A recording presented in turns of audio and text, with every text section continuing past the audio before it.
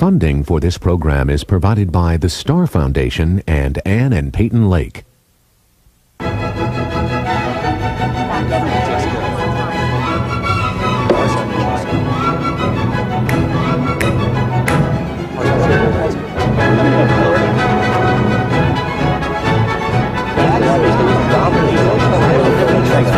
no!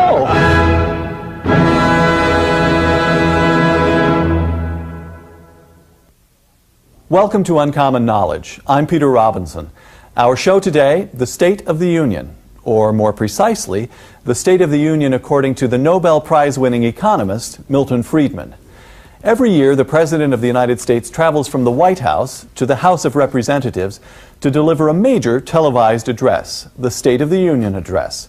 The President outlines for the American people the accomplishments of his administration to date, the challenges the nation still faces, and his programs for meeting those challenges. Now, by the time the President delivers his address, it will have been worked on for many days by the President himself and by a large team of speechwriters. There will have been draft after draft after draft, markups, crossouts, corrections of all kinds. Yet, when we finally see the address, when we watch the President seem to speak all but flawlessly for 30, 40 minutes or more, delivering a speech that must be many pages in length, we never see him refer to a single sheet of paper. The trick? A machine called a teleprompter that projects the text of the speech onto a plate of glass in such a way that the President and he alone can see it. A trick with mirrors, an illusion. Milton Friedman, perhaps the most influential economist of the last half-century, believes that when Bill Clinton gave his own most recent State of the Union address, the teleprompter wasn't the only illusion the speech involved. Milton Friedman, we are in the 6th year of the Clinton administration. The nation is at peace, the economy is booming, the federal government has gone from a budget deficit of $290 billion in 1992, the year Bill Clinton was elected, to a surplus of at least $76 billion for this year. Don't you want to give Bill Clinton an A? No, I want to give the economy an A. Give the economy an A. How much credit does he deserve? Well, there's only one way in which I believe he deserves some credit. Because you have a Democrat in the White House and Republicans in Congress, control of Congress. It's hard to get any laws passed. And that's been a great advantage. The source of our prosperity, in my opinion, dates back to Mr. Reagan's reductions in tax rates. 1982? 1982. And the deregulation during the Reagan administration would also go down to the 1986 Tax Act, which eliminated a lot of interventions, so unfortunately, which have been creeping back in. And that unleashed a private enterprise boom, which we're still benefiting from. We're not in the 6th year of the Clinton expansion. We're in the 17th year of the Reagan boom. Exactly. Of the Reagan, I won't call it a boom, because it really hasn't been a boom. It's been a very good, healthy expansion. Steady, sustainable. It's a boom in the stock market. But so far as the economy is concerned, the average rate of growth is not out of line with what it's been in the past many times. That's in line with historical standards. The long-term rate of growth since the Civil War, for example, is in the order of about 3 to 4% a year, of which 1% is population growth, 1.5 to 2% per capita growth, and we're in about that same range. But it's been a notable period for other things. It's been a notable period because we've had this expansion at the same time that inflation has been brought down and relatively stable. And for that, the credit belongs to the Federal Reserve under the leadership of Alan Greenspan. I think Alan Greenspan deserves more credit for that than anything else. More credit than he's being given, or more credit than Bill Clinton is being given? Oh, Bill Clinton deserves no credit for that. Right. That's entirely a result of the Fed and its behavior. The Fed has done a lot of bad things in the past, so I'm delighted to be able to give it credit for one good thing, and it's done very well under Alan Greenspan. Does the, so to speak, extra constitutionality of the Fed disturb you? Yes. I have always been in favor of abolishing the Fed, primarily from a political point of view. And how would you handle the currency? How would you then manage the currency without the Fed? My favorite proposal is to have a fixed amount of what's called high-powered money and just keep it there. Just keep the money supply static? Not the money supply. high-powered money, the Which currency plus the reserves in the banking system that are now deposits in the Fed, but and under my system you would convert to currency. So you would eliminate the policy functions of the Fed, but you might keep a few of their statisticians around to keep tabs on the money supply. Well, no, but that's a relatively technical and modest. You don't even have to do that. You just have to keep somebody around to make sure that you replace the worn-out notes and keep the stock quantity of money in that narrow sense of currency, essentially, unchanged. Or, if you want, growing at 3% a year, but some purely mechanical regime. Given that you do have a Fed, it makes a great deal of difference how it performs. I believe that the inflation that we had in the 70s was primarily the responsibility of the Fed. I believe that the Great Depression of the 30s was primarily the responsibility of the Fed. So I'm not, it has in the past done a great deal of harm, but as it happens in this last 8 years or so, it's been very good and has just the last 8 years, or would you give high marks to Volcker as well? Well, in that case, Greenspan's predecessor. That's an interesting case, because you have to give the credit there really to Reagan. There is no other president who would have stood by while the Fed followed the policy it did. If you remember, you don't remember that period, but if you go back, actually, but I had just started at the White House in those days. Well, if you go back to that period, stopping the inflation that was raging, which reached double-digit levels at the end of the 70s and early 80s, required stepping on the brakes hard and produced a recession. And if you remember, Reagan's popular ranking went way down in the polls. Down into the 30s. 30s, right. No other president would have stood by and said to the Fed, keep doing what you're doing the right thing. But Reagan did do that. And that's what enabled Volcker to do what Volcker did.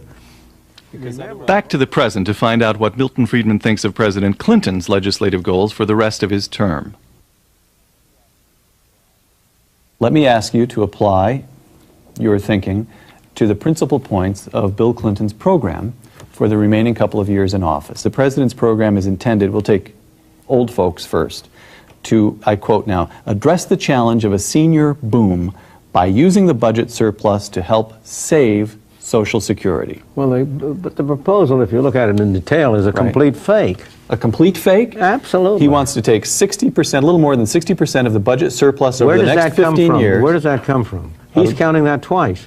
That comes from the proceeds of the payroll taxes that are now in, which in principle, though not in practice, are supposed to be used for Social Security, but which have indeed been financing every regular events. If he doesn't do a thing about the surplus, that would still end up in bonds in the hands of the Social Security so-called trust fund. You say he's guilty of a little bit of a flim-flam game with the books. Within 48 hours of that State of the Union address in which he made this proposal, Alan Greenspan, whom you have just praised, endorsed the proposal in general terms, not specific terms, but he endorsed the proposal, and the Republicans in Congress said, yep, that's a good idea, sign us up for that too. How is it that he's able to get everybody to go for what you call a flim-flam game? Well, look, do you need to ask that question now after 6 years of Clinton? How he's been able to get one flim-flam game after another? How he's been able to bamboozle the people into thinking that he deserves higher ratings because he lies. Clinton is a superb politician who has the most extraordinary capacity to exude sincerity. He's an incredible phenomenon. I think he's a genius. But go back to the Social Security program. The first thing to be said is that all this nonsense about saving something for Social Security is pure fiction. We do not, it's wrong to think that what people are paying into Social Security by what people are paying in the form of wage taxes is what they're paying for their own security. There is no relationship whatsoever.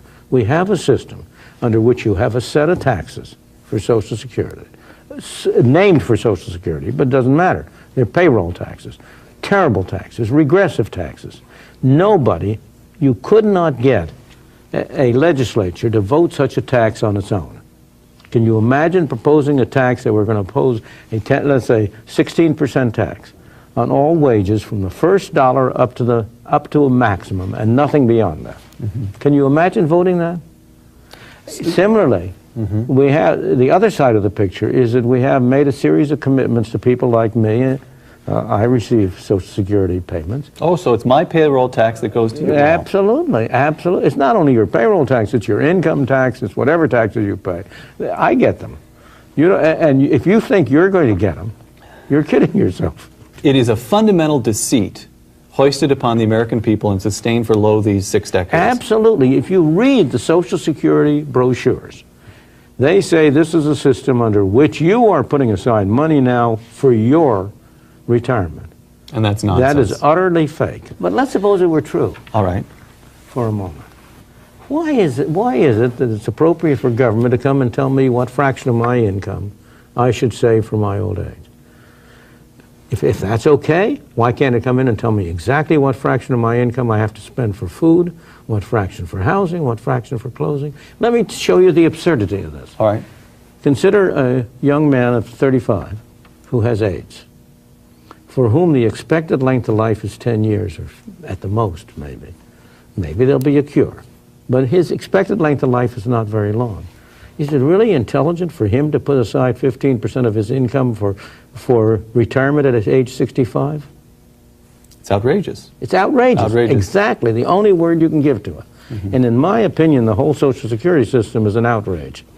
If Social Security is an outrage, what would Milton Friedman do about it? How would you get rid of it? Very simply. Here, I'm entitled to a certain number of payments in the future. Have the government give me a bond equal to the current present value of expected value of what I'm entitled to. You have already accumulated some rights, and so have the government give you a bond which will be due when you're 65, which will be the present value of what you've already accumulated under the law, and then close the whole thing up. And just close the books. Everybody gets what he's been promised. The unfunded debt under Social Security is funded. It's made open and above board. There's not a penny of transition costs, and everybody in my world, the payroll tax would be abolished, would be eliminated. It's the worst tax we have on the books, and everybody would be free to do what he wanted about his own retirement. Okay. And he would do, and on the whole, he would do very well. Now, undoubtedly, people who argue against that say, well, what are you going to do about these people who are so careless and so unprudent that they don't accumulate anything for retirement? Well, that's a general problem. What do you do about people who are poor, who whether for their own fault or not for their own fault? Society, you and I and society in general is not willing to see them starve to death. Correct. Well, I have always been in favor of having a program under which, a negative income tax, under which you will have some minimum income you will provide for people, whether they are poor, whether they are indigent because they're wastrels, or whether they're indigent because they're in bad health. Even if it's their own fault, they don't starve.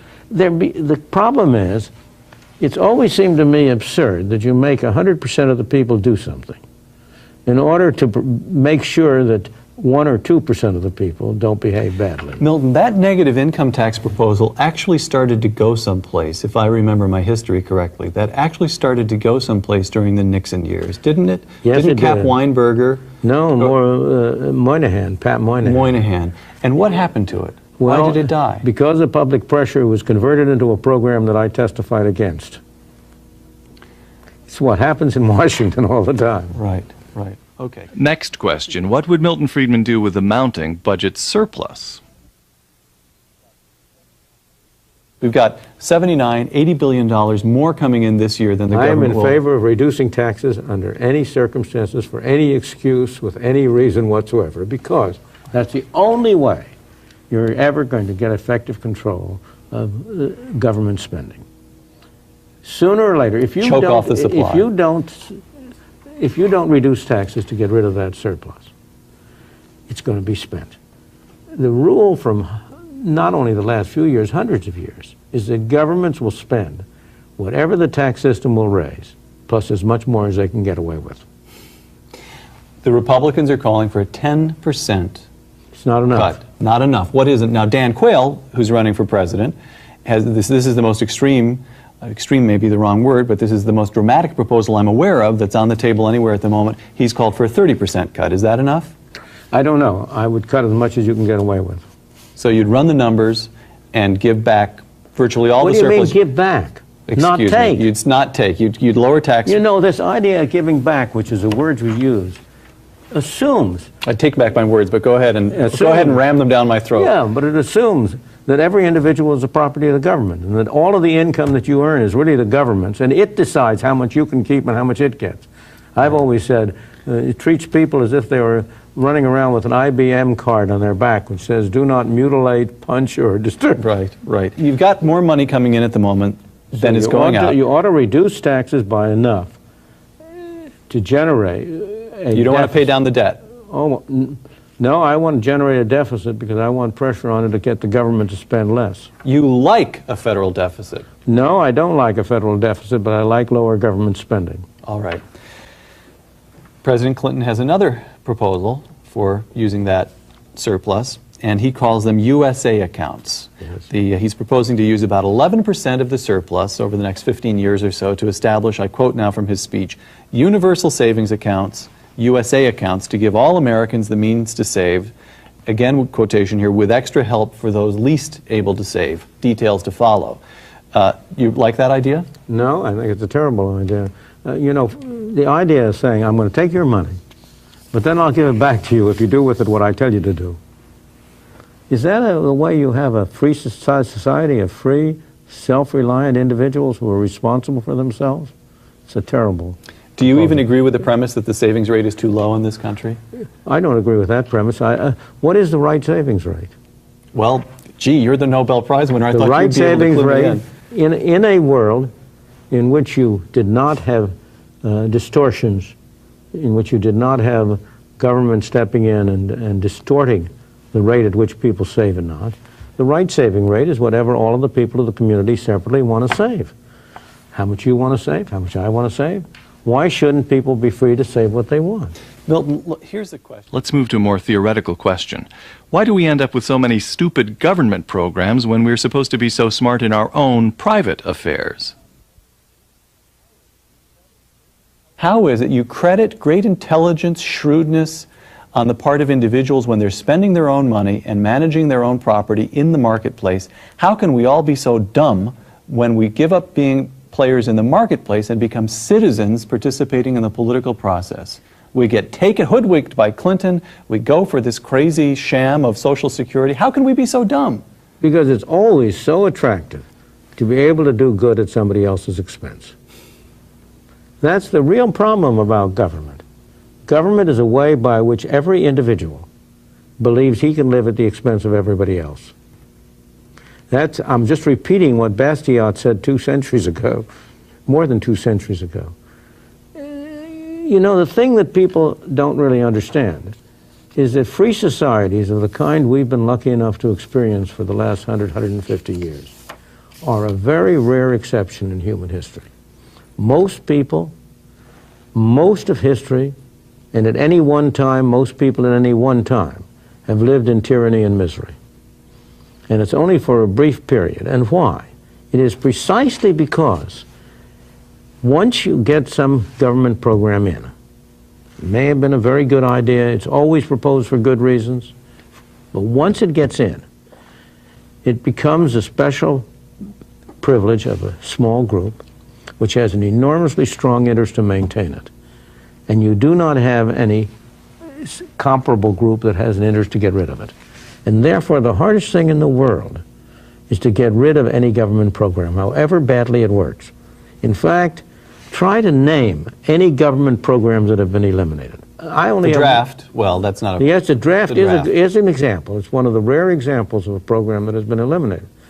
One of the others was postal savings. It used to be that the postal system had a savings system, which became very popular as a result of the Great Depression. But it disappeared. Why? Because by accident, when they set it up, they limited the interest they could pay on postal savings to 2%. And when the market rate got higher than that, all the money was taken out of closed postal down. savings, and postal savings came to an end. But aside from that, can you name programs that have been eliminated because they failed? And so how do we set a limit on government and keep it coming back? The only thing I can see on the horizon that offers a real chance are term limits. Term limits? Right now, being a politician is a lifetime career. Being a congressman is a lifetime career. Do we have any evidence in the states where term limits apply that it has worked as you would like to see it work? Term limits have been in effect here in California for about a decade now. No, whatever. It's Well, less than they a may have been decade. enacted a decade ago, so they've Yeah. been in effect for perhaps 6 years. It's a little early. We still. don't really have any very good. However, it so happened I had occasion to have a conversation the other day with the former governor of Virginia, George Allen, who everybody says he's going to be running for the Senate. Yes, that's, Against Chuck that's Robb. what he intends to do. He intends to do. All right. However, Virginia has a one-term, 4-year term for the governor. Right. And he said, he said, if we had had a 2-year term, if we had had a situation in most states that you can run for a second term, I would have spent the 3rd and 4th year of my term working for re-election. I would never have been able to get done what I got done. It was the first real hands-on testimonial I've seen to a term limit. It's not a good idea for being a legislature to be a lifetime profession. The founders of our country had the idea of legislation as a part-time activity. It is in many states today, but on the federal government level, it's a full-time profession. Right. And that is very unhealthy, because the legislature is not a criticism of the individual, but any human being in that position. He's going to sit in committee meetings, and day after day he's going to hear arguments, good arguments, worthy arguments for new programs. He's going to get very few arguments for getting rid of programs. And the evidence is clear. The longer people are in Congress, the more willing they are to vote government spending. The polls all show the American people are very concerned about our public schools. What does Milton Friedman think of President Clinton's proposals to improve those public schools? President Clinton on public schools. He calls, according to the White House fact sheet, he wants to, I quote, raise standards and increase accountability in public schools. This is, I got to take a deep breath to get through this. Raise standards and increase accountability in public schools through proposals to end social promotion, bring high-quality teachers into the classroom, intervene in failing schools, provide school report cards to parents, strengthen our commitment to smaller class sizes, and boost our efforts for school modernization. What grade do you give that proposal? F. F. What does it mean? It means more government control of schools. What do we really need in schools? We need competition. What we have is a monopoly, and like every monopoly, it's producing a low-quality product at a very high cost. The way to improve that is to have competition, to make it possible for parents to have a choice of the schools their children attend. All high-income people have that choice now. They can choose their residence for a place with good go to schools, private schools, or they can send their children to private schools, pay twice for schooling, once in taxes and once in tuition. Milton, but the lower income classes can't. They're stuck. Milton, didn't public schools used to work? Yes. When What I happened? graduated from high school in 1928, there were 150,000 school districts in this country. Today there are 15,000, and the population is twice as great. In the early days, you had local control of schools, and there was effective competition between a large number of local areas. But school districts got consolidated. They got run not by local people, but by the professional educators. And most important of all, in the 1960s, you began to have the emergence of teachers' unions taking control of schools. And since 1960s, since the teachers' unions started emerging, you have had, on the whole, a rather steady decline in the quality of schooling. What is it about the unions? If you want to improve automobiles, right? Do you have government step in and tell people what brakes to put on and so on? Or do you rely on the fact that General Motors is going to try to beat Ford, is going to try to beat Toyota? Competition is the most effective way to improve quality whether in computers, in automobiles, in suits, or in schooling. Let me ask you to close, if I may, with a prediction. It's 2009, 10 years from today. Is the government of the United States bigger or smaller? Smaller. Your ideas are winning? No. The internet is going to make it harder and harder to collect taxes. How come? Because you'll be able to evade taxes. You'll be able to do your deals in the Cayman Islands. So the internet, At the moment, I see the internet as a most likely source of a smaller government. but it's not, in your mind, it really will have an effect. That's not speculative. It's No, coming. I believe it will, and I believe it's having it now. I see. Okay. Milton Friedman? Bill Clinton, I hope you're taking notes. We'll send a tape of this to the White House. Milton That's Friedman, all right, I assure you. thank you very much. Thank you. Thank you. Dr. Friedman believes the government should be smaller and that it will become so. Maybe some future president will preside over such a small government that he can shrink up the State of the Union address enough to get rid of the teleprompter and deliver the speech from memory. I'm Peter Robinson. Thanks for joining us. For more information, visit our homepages at www.hoover.stanford.edu or kteh.org.